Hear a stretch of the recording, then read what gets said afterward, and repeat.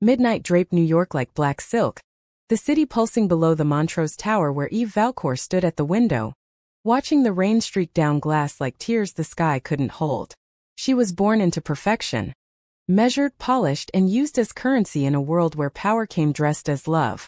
Tonight, that illusion was about to break. Behind her, the elevator chimed softly. Elias Montrose stepped out, a dark figure in a tailored suit, the quiet heir to the empire that had rivaled her family for generations. He wasn't supposed to be here, and she wasn't supposed to want him, but they had crossed that line weeks ago, when a single glance at a charity auction had turned into 1,000 unsaid words and one secret they both swore to bury. He stopped a few steps behind her. His voice was low, dangerous in its calm. "You came anyway," he said. She didn't turn.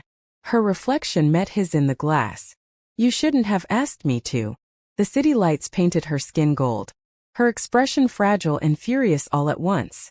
Tomorrow the world would see her on the arm of Prince Adrian of Valienne, a royal investor with billions to rescue her father's collapsing company. The engagement was meant to save everything, but it would destroy the only thing that ever felt real.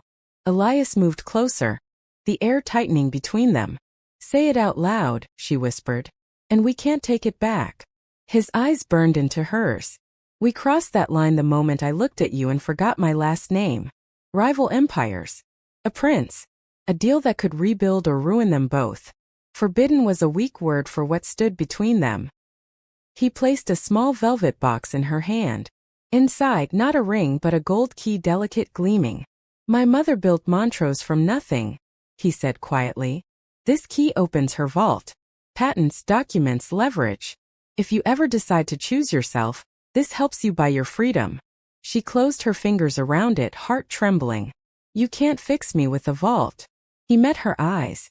"I'm not trying to fix you. I'm asking you to choose." Her phone buzzed. A text from the Valcour board. "Sign the prenup at 9. Smile for the cameras." Another from an unknown number.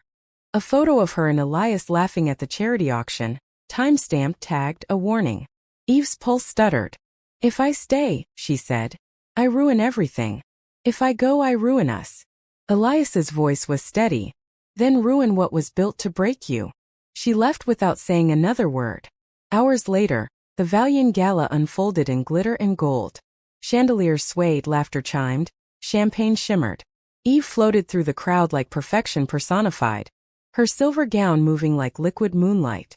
Prince Adrian smiled beside her, gentle, noble, unaware. Across the room Elias arrived. He didn't speak to anyone. He didn't have to. His presence pulled the air taut. The orchestra played and then chaos. Phones lit across the ballroom. Leaked board emails.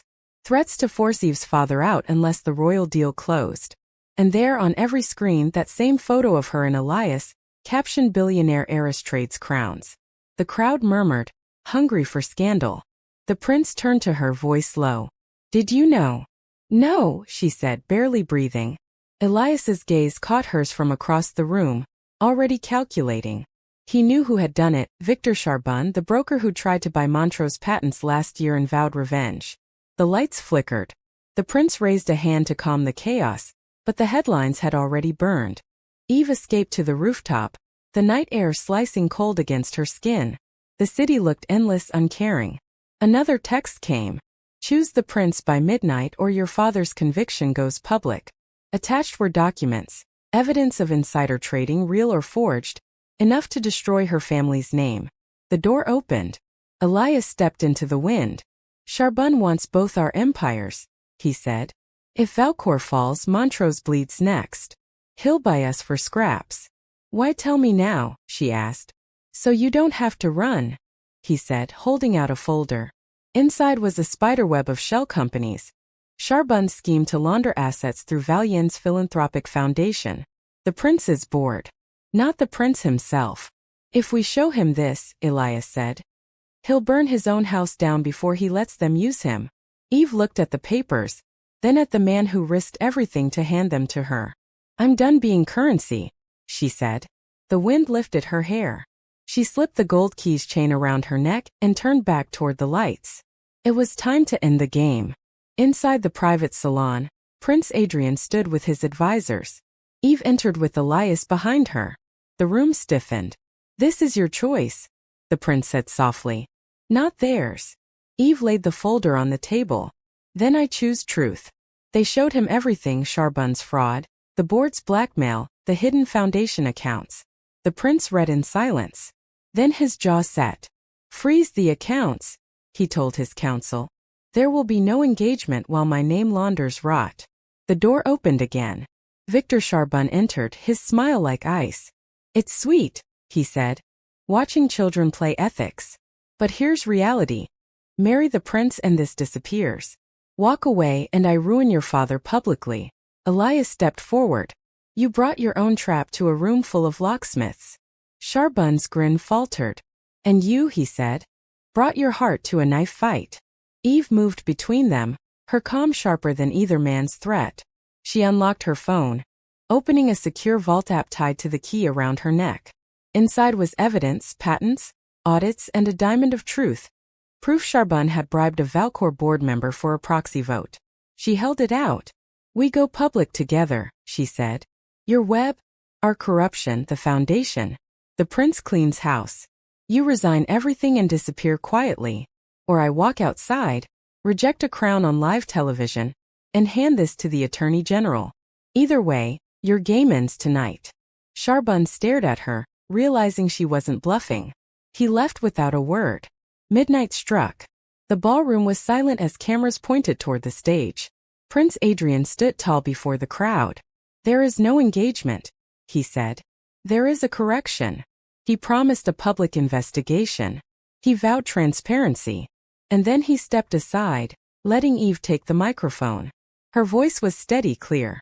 "My name is Eve Valcour. I will not marry for the markets. I will not trade my life to hide other people's crimes.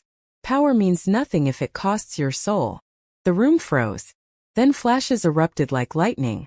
She handed a drive to the Attorney General's aide and walked out into history. In a quiet hallway away from the chaos, Elias waited. She found him there, breath trembling, heart steady. "You did that," he said. She smiled faintly. "We did. And I might have set my life on fire." He stepped closer, soft-eyed.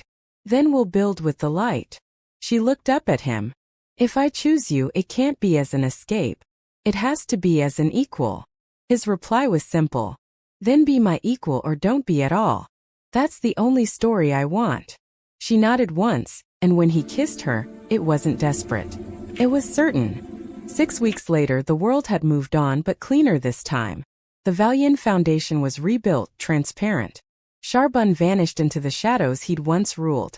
Valcour steadied, no longer under royal strings. Montrose and Valcour announced a new venture. The Aurelia Project, named after Elias's mother.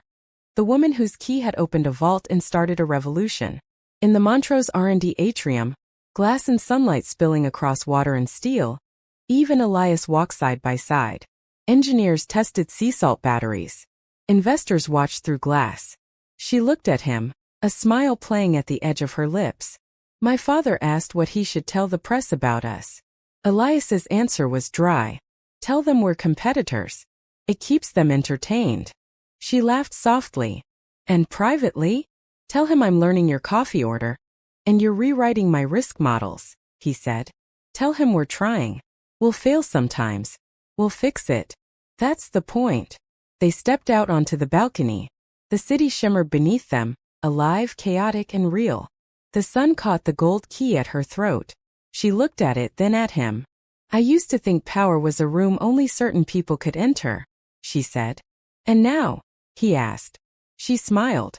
"Now I think power is choosing who you are when the door closes behind you."